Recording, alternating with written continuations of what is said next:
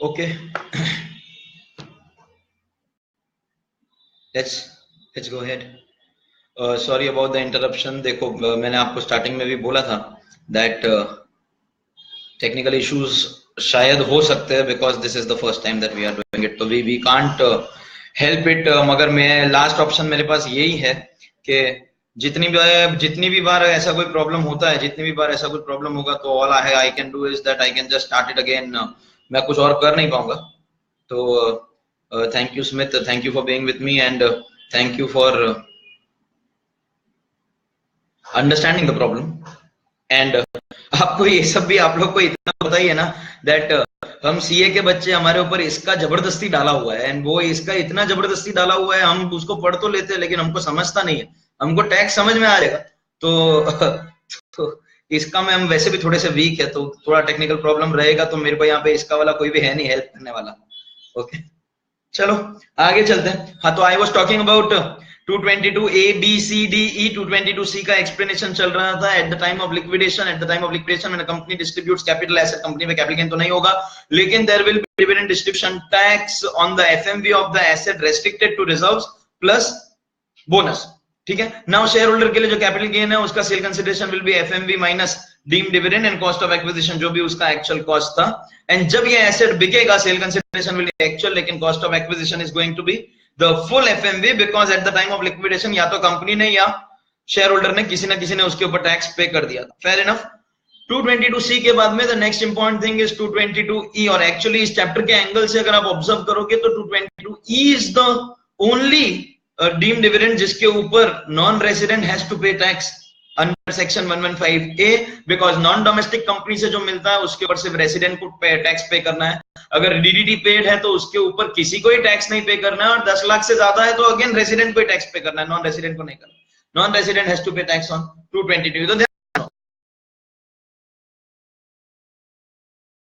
10% or more along with relatives. If you are the beneficial shareholder of a private company, 222 is applicable only in case of private companies. When you are the beneficial shareholder of a private company और उस company से आपने लिया है कोई भी loan, advance or deposit, a beneficial shareholder taking a loan, advance or deposit from a private company यानी कि closely held company, उसके लिए वो डीम डिविडेंड 222E उस टाइम पे टैक्सेबल हो जाएगा। The moment you take the loan, whether you repay it or no, whether interest is paid or no is irrelevant, loan, advance or deposit taken by a beneficial shareholder from a private limited company is going to be taxable under 222E, चाहे resident हो चाहे non resident हो, company इसके ऊपर DDT नहीं पे करती है, and because company is not paying DDT, दोनों के लिए टैक्सेबल होगा। रेसिडेंट के लिए नॉर्मल रेट्स, लेकिन नॉन रेसिडेंट के लिए it will B taxable at 20%।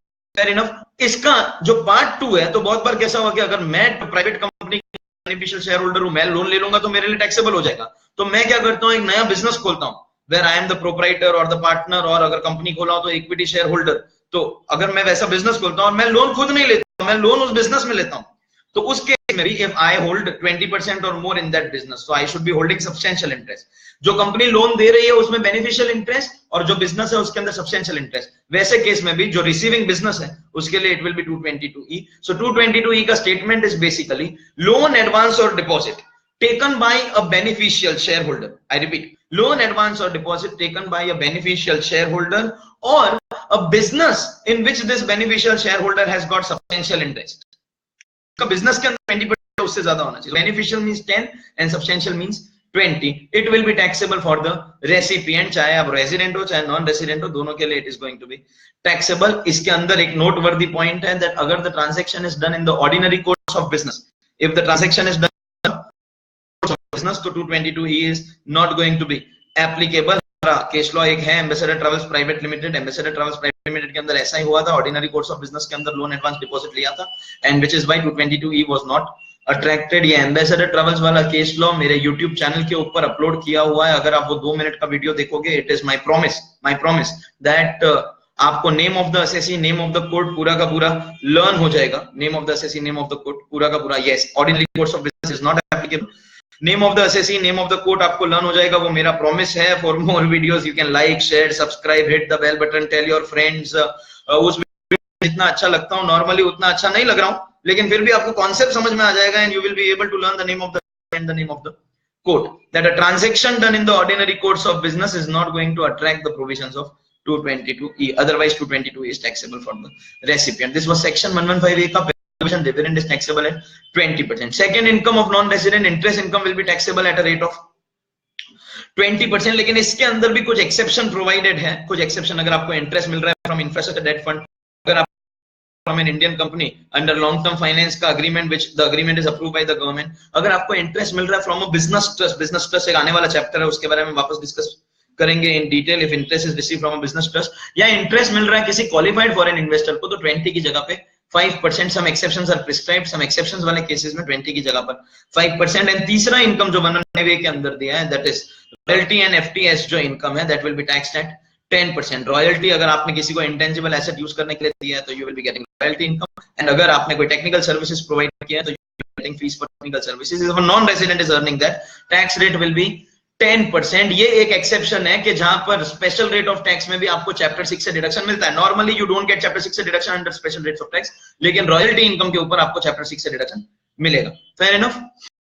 Royalty and FTS के अंदर भी एक और कॉन्सेप्ट है, section 44DA of profits and gains of business or profession, that if you have permanent establishment in India, आप दो ऑप्शन से टैक्स भर सकते हो. यानी नॉर्मली स्पेशल रेट्स इस चैप्टर के कंपलसरी है, लेकिन रॉयल्टी एफटीएस के अंदर एक ऑप्शन है that if you want you can pay tax at 40%. अगर आपका इंडिया में परमानेंट एस्टैब्लिशमेंट है तो you have the option to pay tax at 40%.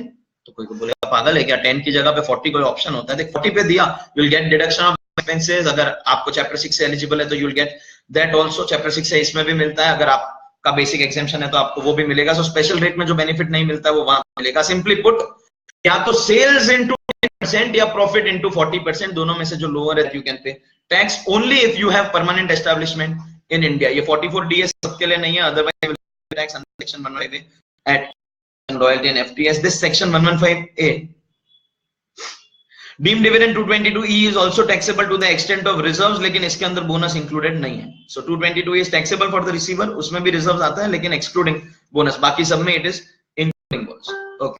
115A is the most important section of the chapter. ये सेक्शन हो गया. इसके बाद में AB AD इतने इंपॉर्टेंट नहीं है, एक एक बार आप रीड कर लोगे तो that much is also enough. Section 115BB casual winning सबके लिए 30% ऑलरेडी पता. ये वो प्रोविजन है जो आईपीसीसी के बच्चों को भी सिखाया जाता है. Casual winning is going to be taxable at a rate of 30%. Section 115BBA slightly important, इतना इंपॉर्टेंट नहीं लेकिन slightly important.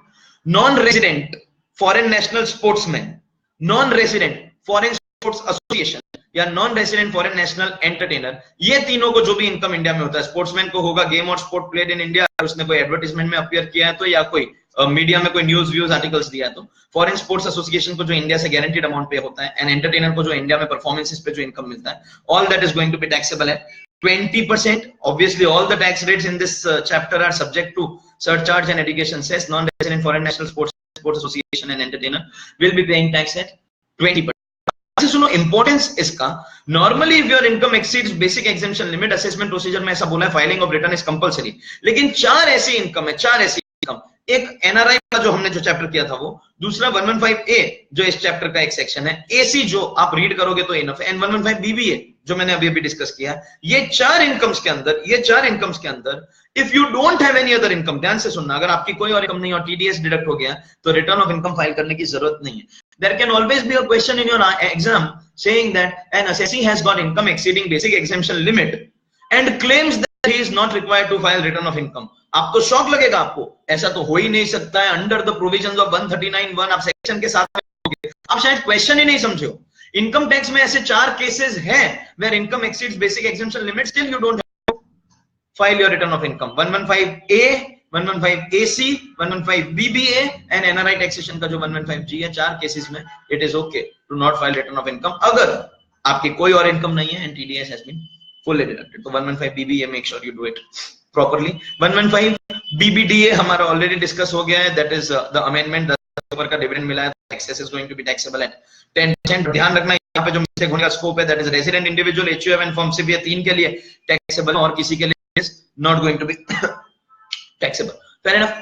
Moving on. Next section एक 115BBD, slightly important.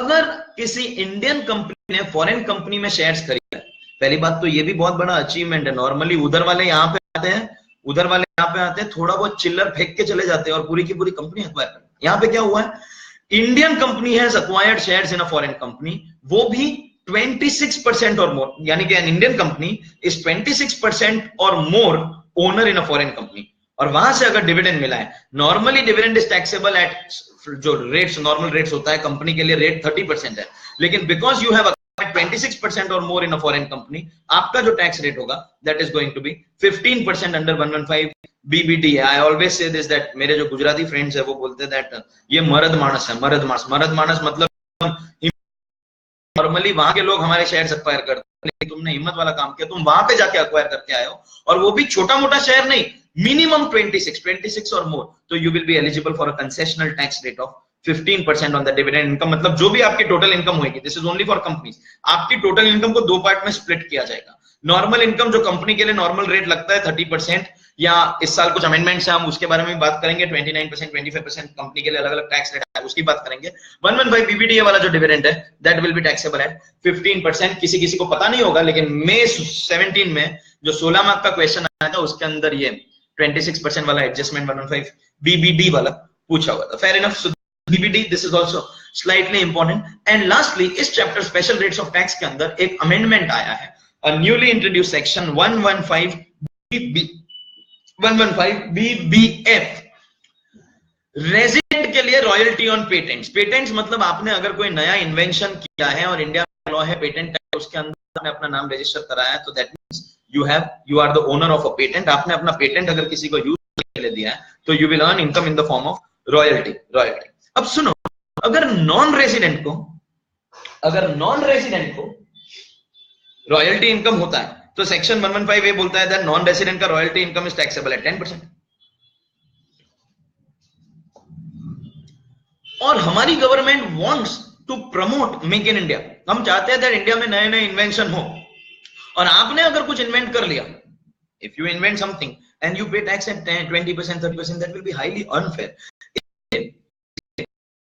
BBF बोलता है that if there is a non-resident, this is an amendment, if there is a resident who is true and first inventor of a patent, तो patent से मिलने वाली royalty, क्योंकि non resident को भी हम 10% का रेट देते हैं, तो आपको मिलेगा 10% के ऊपर भरने का ऑप्शन है। Normally all the taxes in this chapter are compulsory, all the taxes in this chapter are compulsory, लेकिन ये वाला जो टैक्स है इसके अंदर आपको ऑप्शन है। मतलब if you resident and if you have from royalty patents, income in the form of royalty on patents, आपको एक ऑप्शन है आप 10% 115 BBF में पे कर सकते हो, और अनदर ऑप्शन है आप नॉर्मल रेट्स के ऊपर भी पे कर सकते हो। This is an optional provision, लेकिन साथ में एक कैच है कि एक बार आपने ये ऑप्शन ले लिया तो आपको कम से कम 5 साल तक लेना पड़ेगा, और अगर आपने 5 साल के बीच में छोड़ दिया तो देन 5 साल तक आपको और नहीं मिलेगा। So once the option is exercise it has to be taken for minimum 5 years, and if you don't take it, अगर आपने बीच में छोड़ दिया तो फिर 5 साल तक आपको ये ऑप्शन नहीं मिलेगा। So that is 115 BBF, royalty on patent for resident will be taxable at 10%। इस चैप्टर में 3-4 इंपॉर्टेंट सेक्शन है, 115A, 115 BB double B casual winnings वाला, 115 BBA sportsman sports association non resident वाला, 115 BBD कंपनी फॉरेन कंपनी से dividend income अगर 26% या उससे ज्यादा अगर आपने उसके अंदर एक्वायर करके रखा है, and 115 BBF which is an amendment. BBDA also is an amendment, लेकिन वो 115A के अंदर ही कवर हो गया, सो BBDA भी ऑब्वियसली आपको करना है। So make sure you do these many provisions, make sure आप इतने वाले provisions at least to know these provisions. There may not be a direct question, लेकिन किसी बड़े क्वेश्चन का पार्ट बन के ये आपको पूछा जा सकता है। इस चैप्टर के अंदर मैं आपको क्वेश्चन बता देता हूँ, और the questions that you have to do is, एक तो question number 3 and 4 on page number 21, तो रॉजर टेनिस प्रोफेशनल वाला and AB de Villiers south African cricketer वाला, क्वेश्चन नंबर 3 and 4 अगर आप करोगे तो that is these two I think will be sufficient in the form of questions. इस chapter के अंदर जो क्वेश्चन करना है वो इनफ है। BBE is okay, Aayushi BBE is okay, लेकिन not as important as the other provisions. Okay, हाँ, section 115 this is answer to the question of Vishwesh. 115A and 115 BBDA only difference resident and non-resident, 115 BBDA नहीं, 115 BBF BBF, हाँ, resident and non resident, this is the only difference. हाँ, लेकिन 115A में other incomes are also there, no, you have dividend also, you have interest also, you have FTS also, लेकिन BBF में सिर्फ royalty income ही prescribe करिए. That's the difference, that's the difference. And 115A के अंदर 44 DA लगता है. If you have P in India you have 40% का ऑप्शन, लेकिन 115 BBF में आप वैसे ही नॉर्मल प्रोविजंस के ऊपर टैक्स भर सकते हैं. एंड मैं इंपॉर्टेंट सेक्शन वापस से बताता हूँ, okay. 115A the most important section, 115 BBDA जो उसका हो गया, जो अमेंडमेंट भी है. 115 BBF वो भी एक अमेंडमेंट है, that is important. 115 BB casual winnings वाला, 115 BBA non resident foreign national sportsman sports association, ये 5 इंपॉर्टेंट है. Okay, please make sure. Questions ये PM में होंगे, all the questions that I have taken are from the PM only, but then now please don't expect कि मैं भी आपको PM का पेज नंबर खोल के बताऊंगा, हमारे पास नहीं है. All the questions are there in the PM. मैंने 10-15 दिन पहले इसलिए वीडियो निकाल के सबको बोला था कि अगर आपके पास अगर बुक होती तो आप फटाफट अभी मार्क कर पाते. जिसके पास बुक नहीं है, now there is only one option, आप बस खाली जो मैं क्वेश्चन नंबर और पेज नंबर बोल रहा हूँ वो आप लिख के रखो और बाद में आप किसी से ये क्वेश्चन ले सकते हो. Okay, fair enough. Okay, just एक बार इस चैप्टर के सारे डाउट्स मेरे को स्टूडेंट्स के देख लेने दो. Important questions I have already quoted again. Fair enough. Nimit, आपका जो क्रेडिट वाला क्वेश्चन है वो मैं DDT के चैप्टर में आंसर करूंगा. Okay, fine. हाँ, तो with this I get done with the chapter special rates of tax, the next chapter in my book. अभी सुनो मेरी बात. हाँ, 115 BBE इज कंसील्ड इनकम 30 पर. इसका 115 BBE के अंदर एक, हाँ, good you reminded me, 115 BBE के अंदर एक सर्कुलर आया है CBDT का और एक नया प्रोविजन आया है. तो आपको एक करेक्शन करना पड़ेगा. अगर आपके पास हैंड रिटन नोट्स भी है देन ऑल्सो करेक्शन करना पड़ेगा, और अगर आपके पास टेक्स्ट बुक भी है तो एक करेक्शन करना पड़ेगा. 115 BBE जो कंसील्ड इनकम वाला जो सेक्शन, कंसील्ड इनकम वाला, उसका जो टैक्स रेट 30% था, the 30% has changed to 60%. 115 BBE important नहीं है सेक्शन, लेकिन जो रेट है ना वो 30 से चेंज होके 60 हो गया. Please make sure you do that correction. और उसका जो सरचार्ज है, सरचार्ज इज 25%. 115 BBE के अंदर जो कैलकुलेशन होगा, 60% basic tax, 25% surcharge and 3% education cess. Please make sure कि आप वो करेक्शन कर लो. इतना इंपॉर्टेंट नहीं है लेकिन करेक्शन कर लो. ओके, हाँ. रिटर्न ऑफ इनकम वाले section 115A AC, 115 BBA non resident foreign national sportsman वाला, एंड 115G जो NRI टैक्सेशन वाला था. ये 4 प्रोविजंस है जिसके अंदर रिटर्न ऑफ इनकम फाइल करने का जरूरत नहीं. अभी से जो सिस्टम अडॉप्ट होगा वो सिस्टम विल बी दैट मैं पूरा का पूरा चैप्टर खत्म करूंगा और आप अपने डाउट्स ना कमेंट में लिख दो, but I will be answering all the doubts at one go once I am done with the chapter. क्योंकि बहुत बार ऐसा मैं ऑब्जर्व कर रहा हूँ कि बीच में अगर आपका डाउट आंसर करने के लिए रुक रहा हूँ तो मेरा जो थियरी है वो उसमें डिस्टर्बेंस हो रहा है. So I will not be answering doubts now in the middle of the chapter. Chapter खत्म होने के बाद में आप डाउट टाइप कर दो, मैं सारे के सारे डाउट एक साथ आंसर करूंगा. ओके, हाँ. इंपॉर्टेंट सेक्शन 115 का लास्ट टाइम रिपीट कर रहा हूँ, ऑलरेडी 3-4 बार रिपीट कर चुका हूँ, लास्ट टाइम बोल रहा हूँ. 115A, 115 BBDA, 115 BBF, 115 BB, 115 BBA and BBE के अंदर आपको वो करेक्शन करना है. Basic tax will be 60%, surcharge will be 25%. Cost to be surcharge हमेशा लगेगा irrespective of the amount. Surcharge will be 25% and education cess will be, so 60 plus 25 plus 3% is going to be the calculation. Okay, fair enough. अब ना आप doubts आपके type करते रहना, लेकिन मैं आपको सारे के सारे डाउट्स आंसर करूंगा after I am done with the chapter. After I finish the chapter I will answer all the doubts at one go. Okay, surcharge is 25%. Fair enough. Let's start with the next chapter. Next chapter is dividend distribution tax. इस chapter का 4 part है. There is dividend distribution tax जिसके बारे में हमको थोड़ा बहुत idea है. There is income distribution tax जो म्यूचुअल फंड है, थोड़ा बहुत आइडिया उसके बारे में भी है, ज्यादा आइडिया आपको नहीं होगा.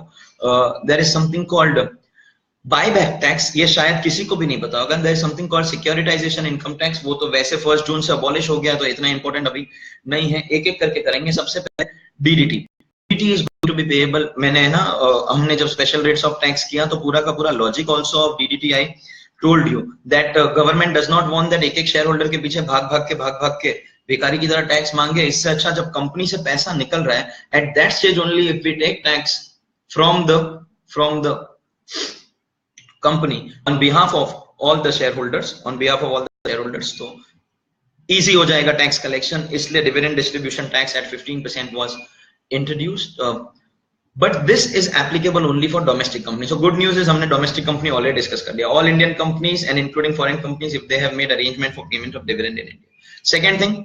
Second thing, dividend distribution tax will be payable on dividend that the company is declaring in the AGM as well as dividend under 222A, B, C, D, 5 में से 4 डीम डिविडेंड के ऊपर डिविडेंड डिस्ट्रीब्यूशन टैक्स लगता है। 5 में से 4 के ऊपर डिविडेंड डिस्ट्रीब्यूशन टैक्स लगता है। 222A, B, C, D, E के ऊपर नहीं लगता है, बिकॉज E के ऊपर DDT नहीं लगता है, इसलिए E is taxable for the recipient। So ये हमारा discussion already special rates of tax में हो गया। What is the calculation, what is the rate of DDT? 15%। लेकिन सबसे बड़ी गलती अगर आप करोगे, अगर आपने डिविडेंड इनटू 15/100 कर दिया, बिकॉज अगर इस चैप्टर में एक्सप्लेन करना तो कैलकुलेशन इज वेरी इजी। आपको करना पड़ेगा something called grossing up. Simply put dividend amount का 15% करके आपका DDT नहीं आएगा। The dividend amount will be counted as 85। So basically आपको ज्यादा दिमाग नहीं लगाना। If supposingly a company has declared 1 crore rupees, या से 40 lakh रुपए, 40 lakh रखता हूं, 1 crore तक नहीं जाता, 40 lakh rupees dividend. So 15% will not be 40 lakh into 15/100. 15% will be 40 lakh into 15/85. Dividend distribution tax का calculation is very easy. Dividend into 15/85 is going to be calculation of dividend distribution tax, 15/85. अब ध्यान से सुनो, income tax में surcharge आता है only if income exceeds 1 crore, लेकिन DDT के अंदर सरचार्ज आएगा फर्स्ट ऑफ ऑल 12% है, यहाँ पे 15 नहीं है। And secondly irrespective of amount, अगर कंपनी ने पूरे साल खाली 1 लाख रुपया ही प्रॉफिट कमाया और उसमें से सिर्फ 5,000 रुपया डिविडेंड काटा, then also it is going to be 15/85 plus 12%। Surcharge will always come and education cess तो वैसे भी हमेशा आता है। सो सिंपली पुट, ज्यादा दिमाग मत लगाओ, डिविडेंड का अमाउंट लो कैलकुलेटर के ऊपर, into 15 divided by 85 plus 12% plus 3%, always this is your final answer. This is going to be a dividend distribution tax. आपको यहाँ पे दिमाग लगाने का जरूरत नहीं है। Dividend into 15/85 plus 12% plus 3% is going to be your calculation of dividend distribution tax. Very easy. Okay, लेकिन points to be noted, ध्यान से सुनो।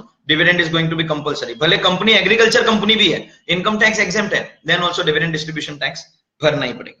Dividend distribution tax has to be paid on actual dividend as well as deemed dividend 222 ABCD. Fair enough. सबसे important चीज, hear me out and hear me out very carefully.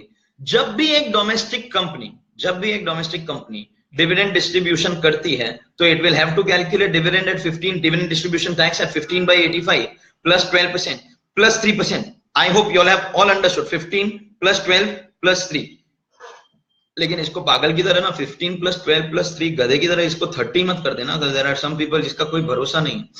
15% के ऊपर 12% लगेगा और उस टोटल के ऊपर 3% लगेगा। So it will be dividend into 15/85, उस अमाउंट का 12% एंड उस टोटल का 3%। That is how we are going to be calculating dividend distribution. Okay, अब ध्यान से सुनो, सबसे इंपॉर्टेंट चीज। Supposingly ABC limited declares dividend of 40 lakhs, तो उसका will be 15/85 plus 12% plus 3%, and surcharge is always going to get attracted irrespective of the amount of dividend, irrespective of the amount of profit. ये जो भी जाएगा share holders को जाएगा। Supposingly there is another company PQR Limited which is the holding company of ABC Limited. मतलब एक company PQR Limited is holding say 80% shares of ABC Limited, तो obviously 40 में से 32 lakhs इसको भी मिलेगा। ये कंपनी PQR लिमिटेड अदरवाइज कोई डिविडेंड डिस्ट्रीब्यूट करने वाली नहीं थी, लेकिन क्योंकि इसको 32 lakhs मिल गया और इसके पास थोड़ा कैश आ गया, तो इसने सोचा चलो हम भी डिविडेंड डिक्लेयर कर देते हैं। It declared 35 lakhs. Now under normal circumstances the dividend declared by this second company is 35 lakhs और इसके ऊपर DDT लगेगा। लेकिन section 115O which attracts dividend distribution tax has given a very good facility. अगर आपको डिविडेंड मिला है from your subsidiary company, hear me out very carefully. If you have received dividend from a subsidiary company, तो subsidiary obviously must have paid DDT on that, और अगर उसके ऊपर DDT already है तो आपको पूरे के पूरे 35 लाख के ऊपर DDT पे करने का जरूरत नहीं है। You can subtract the dividend received from subsidiary company, and only on the balance you will be paying dividend distribution tax. So आप अपना dividend low minus dividend received from subsidiary, and the subsidiary should have paid DDT minus करने के बाद में amount मिलेगा, उसके ऊपर you will be paying dividend distribution tax. Calculation is same, 15/85, 12%, 3%. ये तो था पहला वाला सब्ट्रैक्शन. एक और सब्ट्रैक्शन करने को मिलेगा, इसको भी ध्यान से सुनना. सपोजिंगली आपकी कोई foreign subsidiary, non domestic subsidiary, मतलब PQ limited is in ABC incorporation of foreign company, तो डिविडेंड तो उसको फिर भी मिलेगा ना, because you are the share holder. इस डिविडेंड के ऊपर वो फॉरेन कंपनी डीडीटी नहीं पे करेगी, because it is a non domestic company, and because that company has not paid DDT, तो हमको मिलने वाला जो डिविडेंड है वो टैक्सेबल होगा. और सुनो, टैक्सेबल होगा एट 15%, बिकॉज पिक्चर में आएगा 115 BBD ऑल्सो.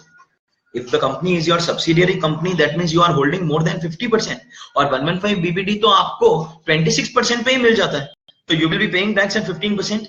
तो लास्ट टाइम क्या हो रहा था, जब आपको डोमेस्टिक सब्सिडियरी से मिल रहा था तो that company has already paid 15%. This time जब आपको नॉन डोमेस्टिक से मिला तो that dividend is going to be taxable for you, और आप उसके ऊपर 15% टैक्स भरने ही वाले हो 115 BBD के अंदर.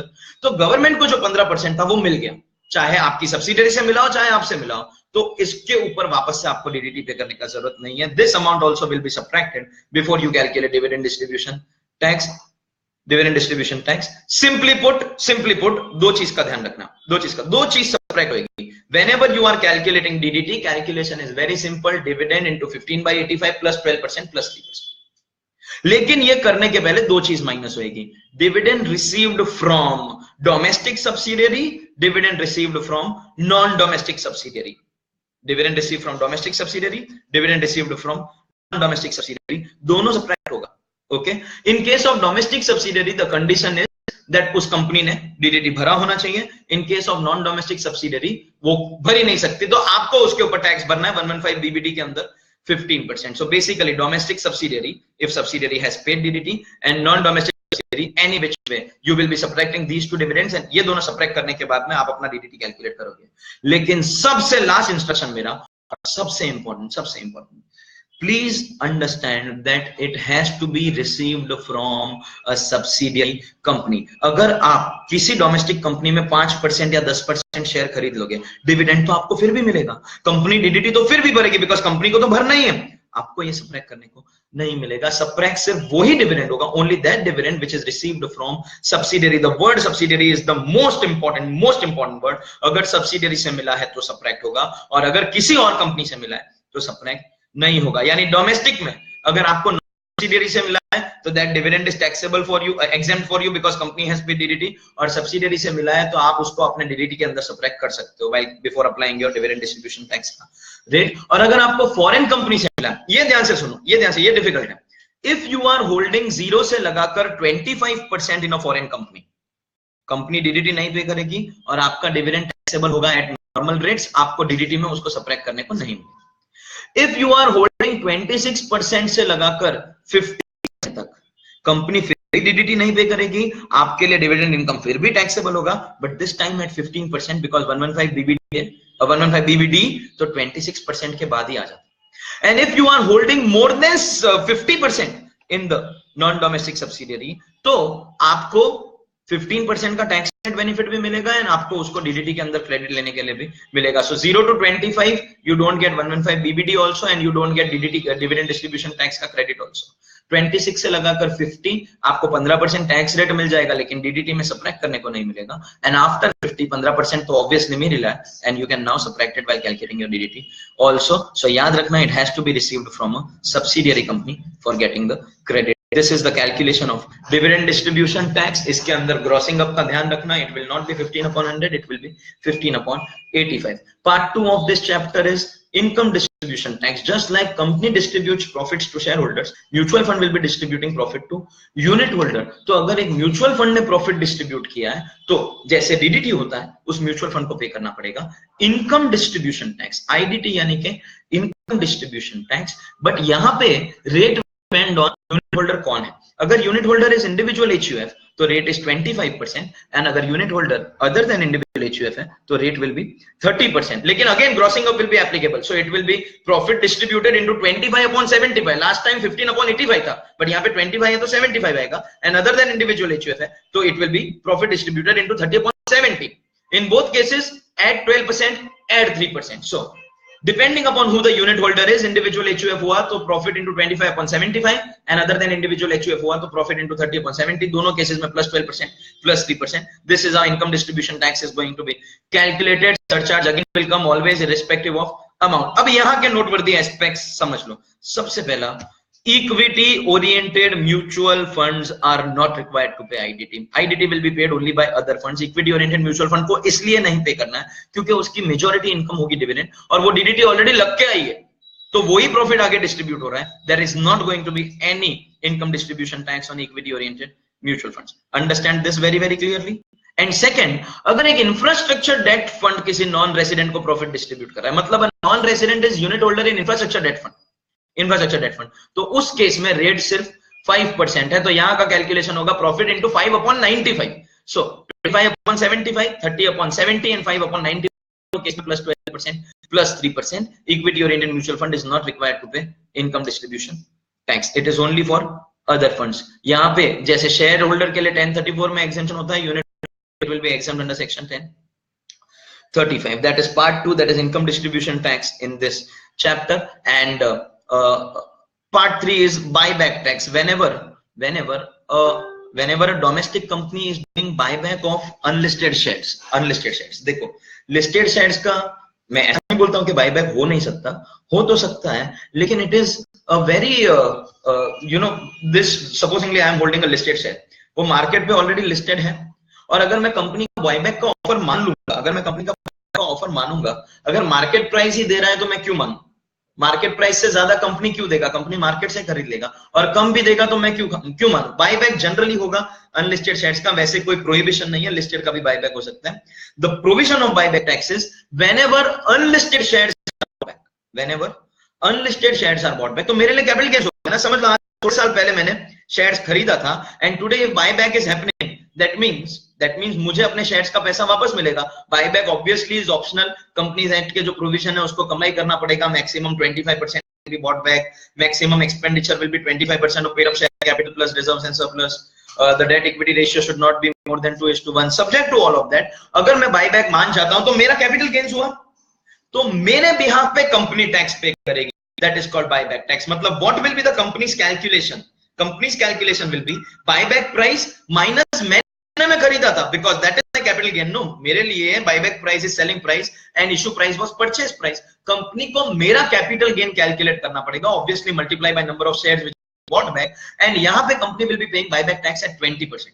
First of all, यहाँ पे कोई grossing up नहीं है, so what will be the calculation? Buyback price minus price into 10,100, because यहाँ पे कोई grossing up नहीं है, plus 12% surcharge plus 3% excess. Buyback tax will be buyback price minus issue price into 20%. यहाँ पे कोई भी grossing up का फंडा नहीं है, इसलिए 20/100 plus 12% plus 3%. एंड ये जो कैपिटल गेन शेयर होल्डर को हुआ है, बिकॉज उसको पैसा मिल गया ना अपने शेयर के बदले में, उसको टैक्स नहीं भरना है. That is section 10 subsection 34A.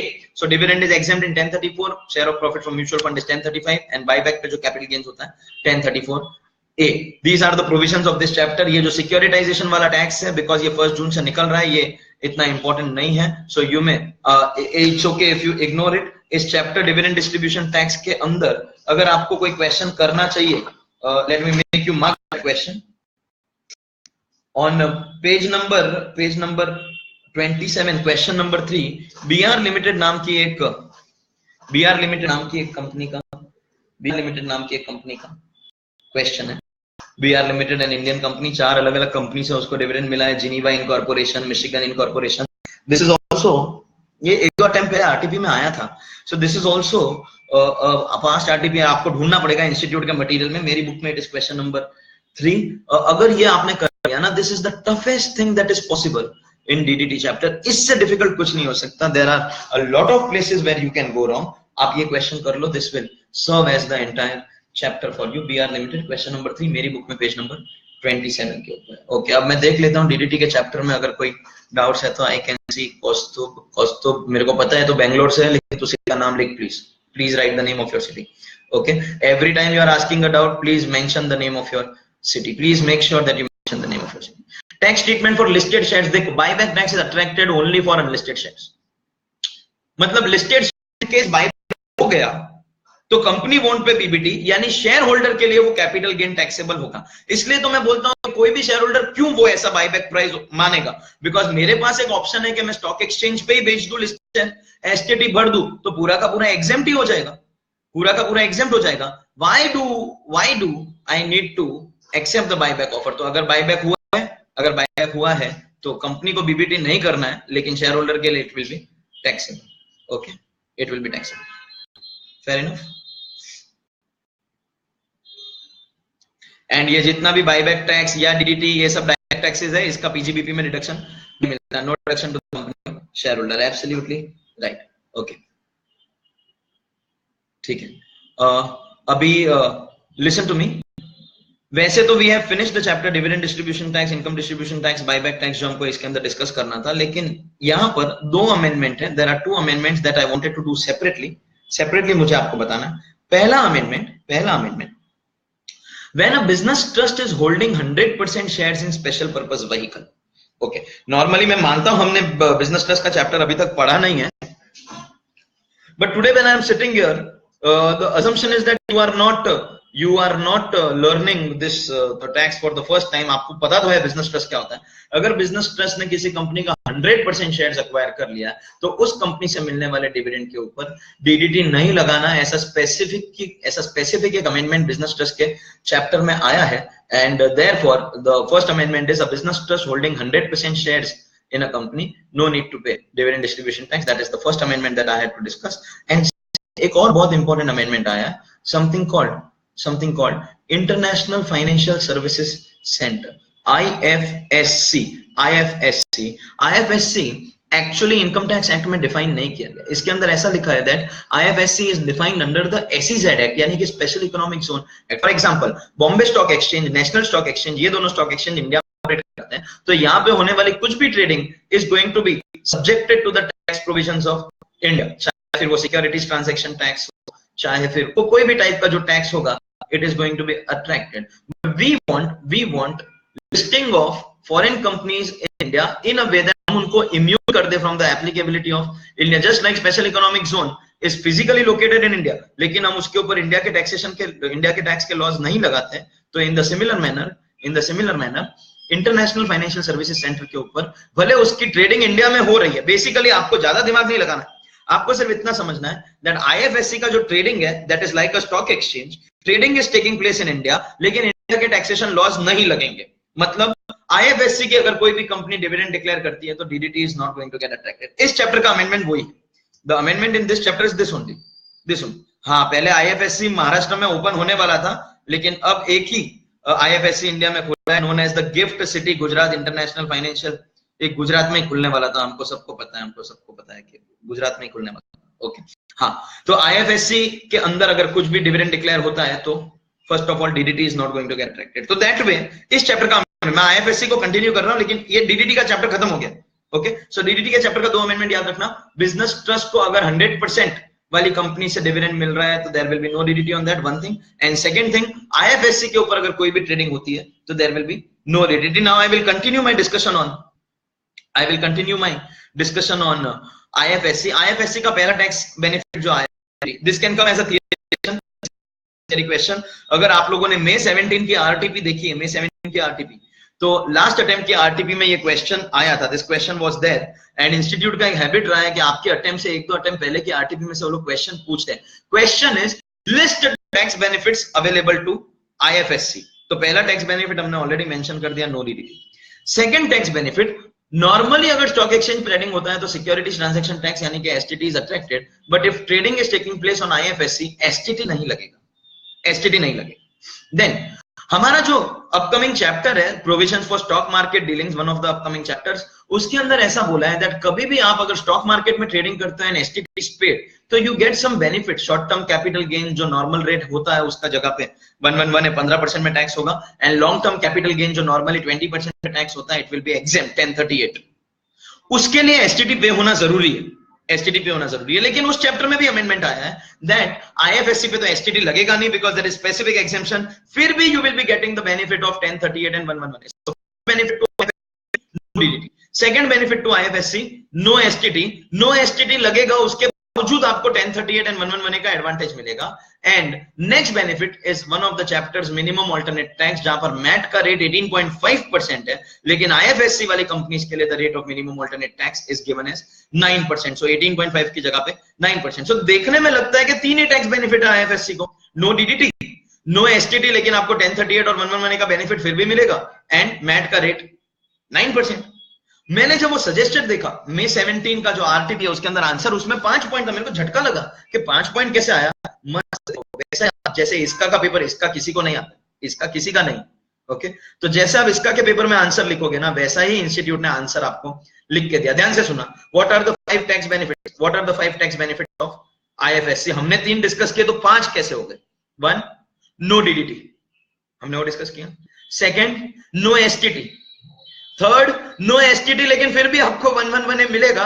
Fourth, no STT फिर भी आपको 1038 मिलेगा। इस एक पॉइंट को 3 पॉइंट बना दिया। एंड फिफ्थ, मैट का rate 9%। So you can write it in theory. अगर क्वेश्चन आया what are the tax benefits available to international financial service center, no STT but 111 is available, no STT but 1038 is available, and minimum alternate tax will be attracted at 9%. तो IFSC is an altogether amendment वाला thing. तो यहाँ पे क्योंकि इस chapter में पहली बार IFSC आया, तो IFSC का जो भी मेरे को डिस्कशन करना था I finish it here। तो इससे मेरे DDT के भी 2 अमेंडमेंट हो जाते हैं, एंड मेरे को IFSC के अंदर आपको जो 5 पॉइंट बताना था, एक्चुअली 3 ही पॉइंट है, but then we will split into 5 because that is what ICAI is also doing. और इससे हमको प्रैक्टिस भी मिलेगी इसका क्या आंसर्स लिखने के लिए, बिकॉज इसका में हमको कभी भी आंसर लिखना वैसे भी आता नहीं। तो we are done with DDT and we are done with the amendments of IFSC also। मैं देख लेता हूं अगर कोई डाउट। I think DDT से related all the provisions are over, so let's go ahead। question number 3 as I said उतना आप कर लोगे, that much is also enough। moving on, next chapter हम यहाँ पर स्लाइटली मैं टेक्स्ट बुक का ऑर्डर, या टेक्स्ट बुक के अंदर आपको ना बिजनेस ट्रस्ट मिलेगा, लेकिन मैं उसके बाद वाला चैप्टर पहले कर रहा हूँ। I will finish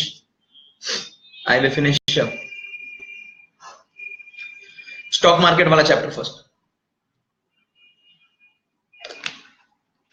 I will be first doing special provision for stock market dealing, फिर मैं बिजनेस ट्रस्ट करूँ, ठीक है, ओके। तो special provision for stock market dealing, इसके अंदर दो ही provision.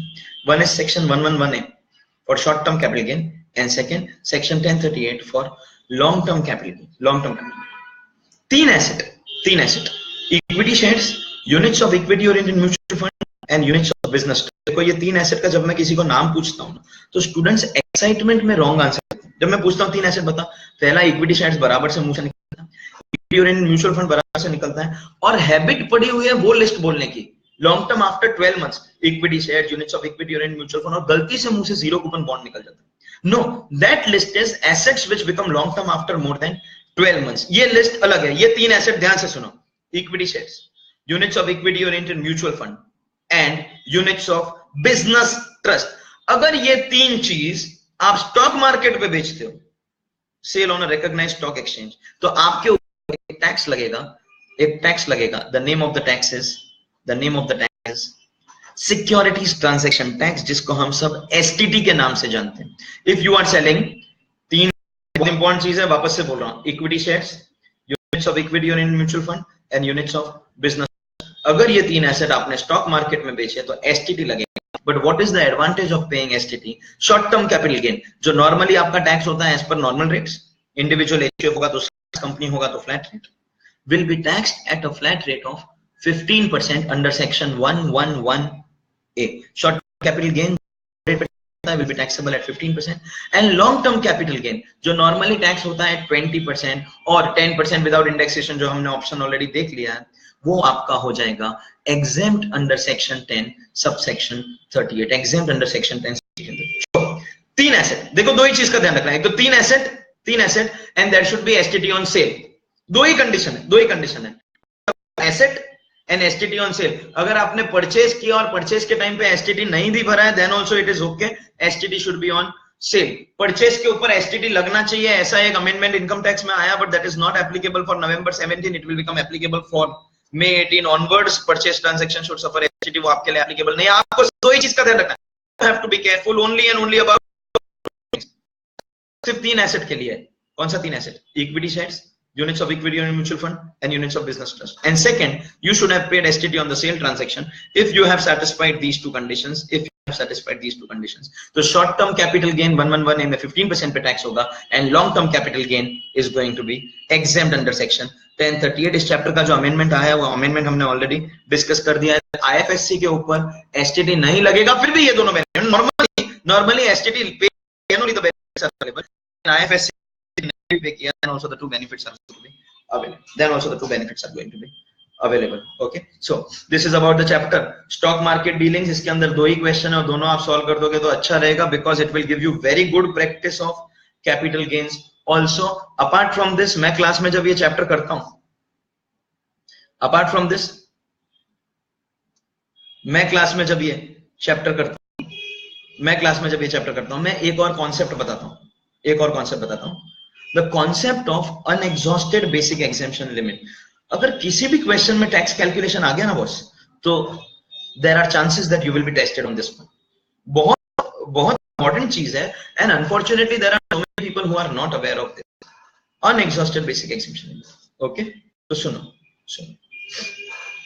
two people, resident individual and resident HUF. Non residents को ये बेनिफिट नहीं मिलता। Which two people? Resident individual and resident HUF. Against that two incomes, कौन सा दो इनकम? 111 है जो शॉर्ट टर्म कैपिटल गेन 15% पे जाता है वो, and section 112 long term capital gain जो टैक्सेबल होता है। So I am not talking about 1038, वो तो हमारी इनकम में आता ही नहीं है। I am talking about normal long term capital gain जो 20% पे या 10% विदाउट इंडेक्सेशन पे टैक्स होता है। फॉर दीज टू इनकम्स, आप against these two incomes utilize कर सकते हो आपका sum unexhausted basic exemption limit. मैं एग्जांपल से बता, सपोजिंगली मेरे पूरे साल का इनकम है 3 लाख रुपया, which is only long term capital gain. मैं गरीब, मैंने उसके अलावा और कुछ भी नहीं कमा, बस एक घर बेचा है, my LTCG is coming to 3 lakh rupees. तो LTCG इज 20%।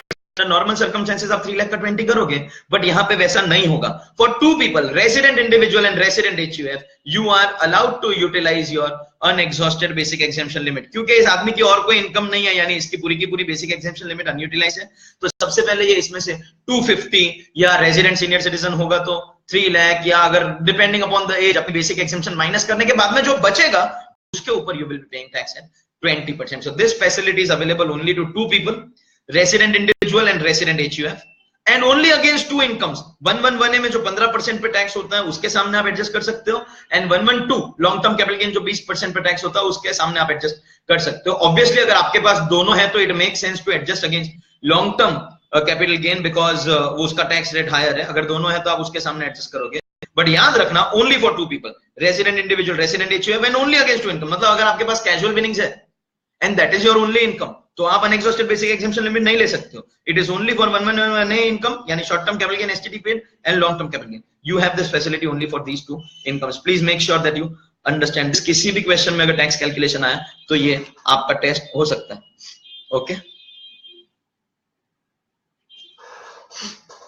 हाँ, किसी भी क्वेश्चन के अंदर अगर आया टैक्स कैलकुलेशन तो this concept can be tested. Resident individual and resident HUF and only against two incomes, 111A and 112, यानी 15 and 100, ये 20 वाले के इनकम के सामने आप इसको एडजस्ट कर सकते हो. स्वाति फ्रॉम मुंबई, मैंने holding period of asset already NRI taxation में कर दिया था, तो प्लीज आप उसको बाद में आप देख लेना उस वीडियो को. आई have already discussed and I have already finished it. With this जो मेरे को स्टॉक मार्केट के चैप्टर में आपको बताना था, including the amendment of IFSC, we have already finished. So we will now go to जो मैंने बीच में एक छोड़ दिया chapter, assessment of business trust. Business trust, there are two sectors in the industry जो पैसे के लिए तड़प रहे, पैसा नहीं है उनके पास, infrastructure sector and real estate sector. तो फाइनेंस मिनिस्टर ने okay, let me see, there are some doubts of this chapter. पहले मैं इसको क्लियर कर देता हूँ, स्टॉक मार्केट के डाउट्स मैं क्लियर कर लेता हूँ और उसके बाद में मैं बिजनेस ट्रस्ट चालू करता हूँ. सुशाम रामबिया फ्रॉम मुंबई इज आस्किंग, हाँ आपको ब्रैकेट नहीं मिलेगा, सिर्फ बेसिक एग्जेम्पशन, वो भी only two people, only against two incomes. Okay, Divya from Rajasthan is asking, if listed equity shares are sold, it will get covered in 1038 as well as option of 112 of 10% without indexation. How to treat? देखो दिव्या, अगर आपने stock market पे बेचा है listed equity share तो आप STT पे कर दोगे, और आपने STT पे कर दिया है तब तो पूरा एग्जेम्प्ट ही हो गया, 1038 आ गया, story is only over. Supposedly you have listed equity share, लेकिन आप स्टॉक मार्केट पे नहीं बेचते, आपने अपने दोस्त को बेच दिया, प्राइवेटली बेच दिया, दोस्त को बेच दिया। आज के जमाने में, डीमैट के जमाने में नहीं हो सकता है, इन केस आपने बेच दिया, अज्यूमिंग आपने बेच दिया, तो आपने एसटीटी नहीं पे किया, and if you have not paid STT, तो आप 1038 के लिए एलिजिबल नहीं हो, so you have to pay tax on your long term capital gains. In such capital gains you will be making both calculation, 20% with indexation and 10% without indexation, दोनों में से जो लोअर अमाउंट है वो आप जब इस चैप्टर का क्वेश्चन नंबर 2 करोगे ना, आपको आइडिया आ जाएगा उस क्वेश्चन का। ओके, सो अगर एसटीटी भरा है तो एग्जेम्प्ट ही, और नहीं भरा है तब the question of the this thing will arise. And with this I get done with the chapter stock market. हाँ, business trust को मैं अभी चालू करूंगा। There are two sectors in the industry जो desperately पैसा मांग रहा है, उनको पैसा नहीं मिल रहा है, that is infrastructure sector and real estate sector, दोनों तड़प रहे। So there are companies who are doing the business of infrastructure and real estate, but they don't have money. On the other hand, there are people who want to invest in these businesses, लेकिन उनको पता नहीं है कौन सी company अच्छी है, कौन सी company खराब है। तो इन दोनों को मिलाने के लिए like a middleman, like an agent, like shadi.com, like Bharat Matrimony, इन दोनों को मिलाने के लिए एक बीच का एजेंट आएगा, something called business trust. It is nothing but a mutual fund. ये लोगों का पैसा दे दे लेके उनको यूनिट्स दे देगा। That means basically whoever wants to invest can take units of business trust, और आपको बदले में यूनिट होल्डर बना दिया जाएगा। अब जो पैसा है आपका बिजनेस ट्रस्ट के पास है, वो आगे इन्वेस्ट करेगा। आगे इन्वेस्ट कर सकता है दो सेक्टर में, that is real estate and infrastructure. अगर रियल एस्टेट में इन्वेस्ट करता है तो name of the business trust will be REIT, यानी कि real estate investment trust. And अगर इंफ्रास्ट्रक्चर में इन्वेस्ट करता है तो name of the business trust is going to be INVIT, यानी कि इंफ्रास्ट्रक्चर इन्वेस्टमेंट ट्रस्ट। तो लोगों का पैसा लेके आगे इन्वेस्ट करेगा। It can invest in shares also, it can invest in debt also, it can real estate होगा तो खुद की प्रॉपर्टी भी खरीद सकता है। तो जिन कंपनीज को पैसा नहीं मिल रहा था, उन कंपनीज को इनके थ्रू पैसा मिल जाएगा। And with this there will be some boom in the sector. Now what are the incomes possible? Actually ये चैप्टर अगर हम क्लास में डिस्कस करते हैं तो 1-2 घंटे तक इसका लॉजिक ही समझते हैं। अभी यहाँ पे हमारे पास उतना टाइम नहीं है, हम सिर्फ टैक्स ट्रीटमेंट डिस्कस करेंगे। The incomes that can be earned by the business trust are dividend incomes, क्योंकि शेयर्स में इन्वेस्ट कर रहा है, इंटरेस्ट इनकम, एंड REIT होगा तो इनकम भी होगा because it will be investing in property, plus ये सारे के सारे एसेट अगर किसी दिन बेच दिए तो there is going to be capital gains also. तो एक तो ये चीज हो गई। And one fine day this profit is going to be distributed to the unit holders. तो कौन सी इनकम के ऊपर कौन कौन टैक्स भरेगा is what we have to discuss. हम वेरी क्विकली इसका टैक्स ट्रीटमेंट डिस्कस कर लेंगे। Very quickly we will discuss the tax treatment. जब बिजनेस ट्रस्ट आगे किसी कंपनी में इन्वेस्ट करता है, देयर आर टू पॉसिबिलिटीज। अगर छोटा मोटा इन्वेस्टमेंट किया, that is also possible, and another possibility is that a business trust is acquiring controlling interest.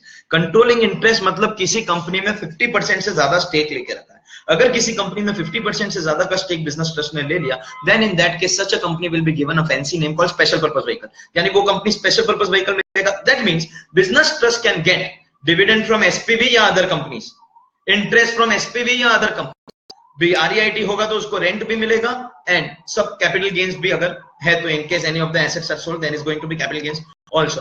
हमको ये सब इनकम का टैक्स ट्रीटमेंट सीखना है। ध्यान से सुनो। बिजनेस ट्रस्ट विल नॉट पे टैक्स ऑन 3 इनकम्स। पहला income dividend income, because the companies have already paid dividend distribution tax, with that one exception जो हमने DDT के चैप्टर में पढ़ा है, दैट कंपनी को अगर 100% stake, this is an amendment, if a business trust is holding 100% in a special purpose vehicle, तो वो कंपनी को DDT नहीं लगेगा, बिजनेस ट्रस्ट को भी टैक्स नहीं भरना है, वो डिविडेंड किसी के लिए भी टैक्सेबल नहीं होगी। In any other case dividend के ऊपर कंपनी DDT भर देगा तो बिजनेस ट्रस्ट को टैक्स नहीं भरना है। And the other two incomes which are not taxable, ध्यान से सुनना, the other two incomes, if the business trust has received interest from special purpose vehicle, यानी किसी कंपनी में हम 50% से ज्यादा स्टेक लेके रखे और वहां से इंटरेस्ट मिल रहा है, तो it will be exempt, and REIT का जो रेंट है that is going to be exempt. बाकी सारी की सारी इनकम बिजनेस ट्रस्ट के लिए taxable. So what are the 3 incomes on which the business trust is not required to pay tax? First dividend, इस पे कौन टैक्स भरेगा? Company, DDT, with that one exception जो 100% होल्डिंग वाला है। एंड उसमें भी ऐसा बोला है that exception is only profits are distributed after meeting 100% criteria. मतलब ऐसा नहीं होना चाहिए दैट पहले आपका किसी कंपनी में 60% है, आप मार्केट से 40% खरीद लो और फिर डिविडेंड ले लो DDT से बचने के लिए। नो, आफ्टर यू अक्वायर 100%, फिर उस कंपनी को अगर कुछ प्रॉफिट हुआ और उस प्रॉफिट में से अगर डिस्ट्रीब्यूशन हुआ तो that benefit is going to be available. तो वो डिविडेंड के ऊपर कोई भी टैक्स नहीं भरेगा, बाकी डिविडेंड के ऊपर DDT लगेगा। Other two incomes on which business trust will not pay tax is interest received from special purpose vehicle where you are holding more than 50% and rental income. पहली बात तो बाकी सब इनकम बिजनेस ट्रस्ट के लिए taxable है। तो business trust को हम पहले खत्म कर देते, कंपनी तो ऑलरेडी खत्म हो गया, सिर्फ एक इनकम टैक्सेबल है, दैट इज डिविडेंड, वो भी जो डीडीटी है वो। Okay, the only income which is taxable is dividend in the hands of the company in the form of DDT, with that one exception. Now trust will be paying tax on all other incomes except these three incomes. अगर long term capital है तो अपना 20% का benefit ले, अगर short term capital gain 1 वाला है तो अपना 15% का बेनिफिट भी ले ले। लेकिन अगर कोई और इनकम है, any income other than these incomes, business trust will tax maximum marginal rate. क्या रेट? Maximum marginal rate. कोई बोलता है maximum marginal rate, maximum marginal rate क्या होता है? मैं इसको क्लास में बोलता हूँ मुकेश भाई वाली रेट, मतलब at whatever rate Mukesh bhai तो नाम सुना है ना, owner of India. Who is the owner of India? Mukesh bhai नाम सुना?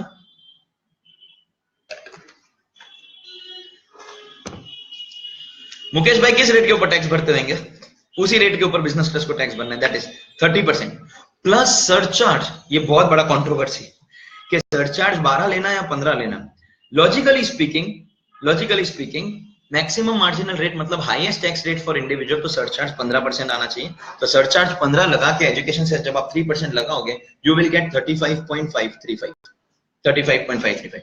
और यही सरचार्ज अगर आपने 12% ले लिया तो आपका 34.608%। तो द क्वेश्चन इज अभी 12 लेने का कि 15 लेने का? सुनो ध्यान से, हुआ क्या? इंस्टीट्यूट ने लास्ट ईयर जब मटेरियल निकाला था, they wrote 35.535, which is correct as per definition of maximum marginal rate. अगर आप इनकम टैक्स एक्ट जाके पढ़ोगे डेफिनेशन ऑफ एमएमआर, तो व्हिच इज करेक्ट।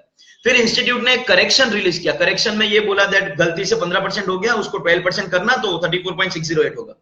तो हम वापस कंफ्यूजन में आ गए, भाई 35.535 करना है या 34.608, वो रॉन्ग था। लेकिन इंस्टीट्यूट ने वैसा बोला, तो हमने May 17 के बच्चों को तो यही बोला था यार, बहुत ऑल्टरनेटिव्स लिखोगे तो बेटर रहेगा। अब अचानक से इंस्टीट्यूट को पता नहीं, आपने, I don't know whether you have seen, हमारे बिजनेस ट्रस्ट के चैप्टर के अंदर एक ही क्वेश्चन है, I recommend that you do that. और ये सेम टू सेम क्वेश्चन नवंबर 17 की आरटीपी में भी है। तो ये वाली आरटीपी तो आप सबके पास होगी, तो मैं आपको आरटीपी में ही क्वेश्चन नंबर बता देता हूं। The same question of business trust is there in the November 17 RTP. This is a question number in the RTP.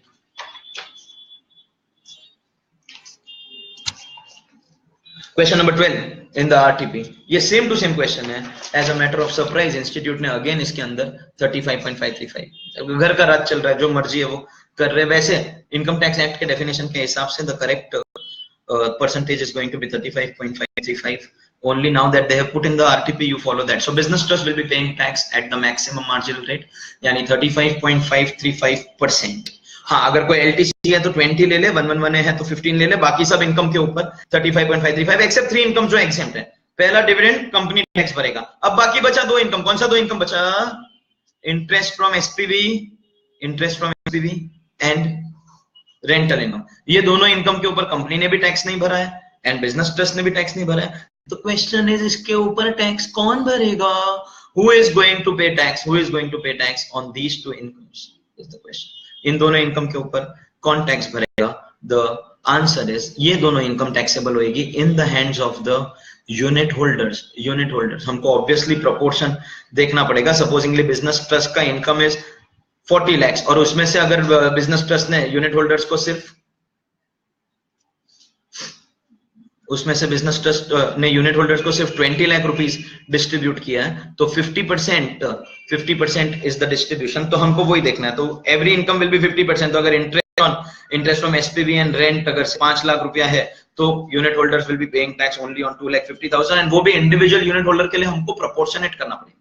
Proportionate मतलब अगर 5 यूनिट होल्डर है तो डिवाइड बाय 5, सबके पास इक्वल है, तो divide by total number of units into number of units which you are holding, that is how you will be paying tax on the 2 incomes, that is rental income and interest on SPV, because इस दोनों के ऊपर किसी ने भी tax नहीं भरा है। एंड यहाँ पे अगर आप नॉन रेसिडेंट हो, ये वो 115A के अंदर जो लिखा हुआ है, non resident getting interest from business trust will be paying tax at 5%. Resident will be paying tax at normal rates. Non-resident के लिए tax rate होगा 5%. So this is your chapter business trust. इस chapter के अंदर एक ही question है, मेरी book के अंदर भी एक ही question है, और जिसके पास book नहीं है, question number 12 मोहित ने already message कर दिया। question number 12 मैंने भी देख लिया, मैंने बोल दिया question number 12 of your November 17 RTP is a question on business trust. Same question है, आप दोनों में से कहीं भी कर लो, that is okay. So business trust का chapter hereby comes to an end. इसके बाद में स्टॉक मार्केट वाला चैप्टर हम ऑलरेडी डिस्कस कर चुके हैं।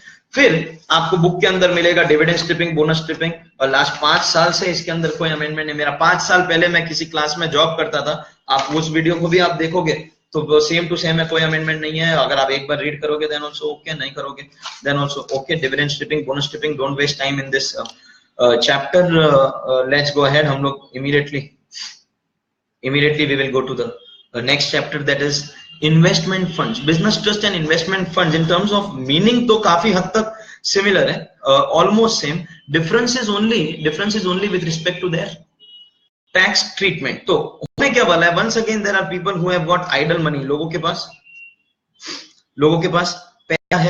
पास पैसा है और उनको मार्केट में इन्वेस्ट करना है, but they don't know where to invest. तो इनकी मदद करने के लिए आएगा something called, they are known as venture capital company, venture capital fund, ऐसे नाम से उनको जाना, popularly known as investment fund। मतलब आप अपना पूरा का पूरा पैसा इस फंड को दे दो, वो फंड आपको बदले में, because it is like a mutual fund, तो वो फंड आपको यूनिट्स दे देगा, you will become the unit holder, and then वो फंड आपके बिहाफ पे मार्केट में इन्वेस्ट करेगा। इसका टैक्स ट्रीटमेंट बहुत ईजी है। अगर बिजनेस इनकम हुआ है तो it will be taxable in the hands of the fund, investment fund, and all other incomes will be taxable in the hands of the unit holders. The main difference between business trust chapter and this chapter is that business trust में जितना distribute होता है only that much proportion is taxable, लेकिन investment fund के chapter में अगर fund को कोई और हुई business income के ऊपर तो investment fund will pay tax, लेकिन अगर कोई और इनकम हुई है, whether it is distributed or not distributed, unit holders have to pay tax on all other incomes. यानी कि